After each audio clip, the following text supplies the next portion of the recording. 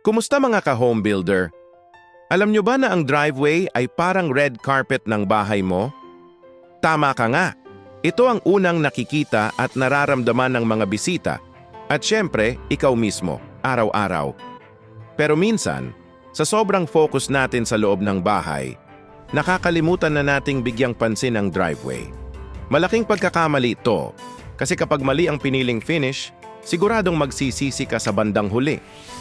Isipin mo na lang, pagkatapos mong magpagawa ng magandang bahay, tapos ang sasalubong sa'yo araw-araw ay bitak-bitak na driveway o kaya naman pudpud na graba na kumakalat sa paligid, nakaka-disappoint, di ba?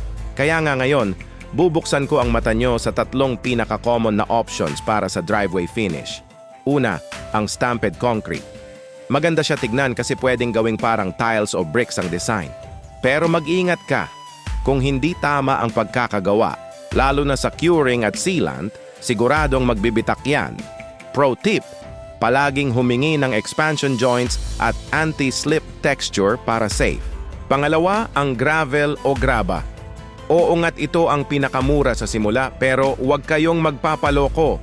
Kung walang proper na border o retaining edge, magiging kalat yan sa buong paligid ng bahay mo. Dagdag mo pa ang problema kapag umulan. Lubog na lubog. Kaya kung pipiliin mo to, siguruhing may landscape fabric sa ilalim para hindi ka na problemado sa damong tumutubo. At panghuli, ang pavers. Ito ang choice ng mga gustong elegant at matibay na finish. Bakit? Kasi flexible siya, matibay, at kung may masira man, pwede mong palitan yung specific na parte lang. Pero syempre, may kaakibat na gastos yan sa labor dahil isa-isa ang pagkakalagay. Ang pinaka-importante sa lahat, proper leveling. Kahit anong finish ang piliin mo, kung hindi tama ang pagkakapatag, siguradong magpupul ang tubig sa gitna o sa harap ng bahay mo. At yan ang recipe para sa sakit ng ulo.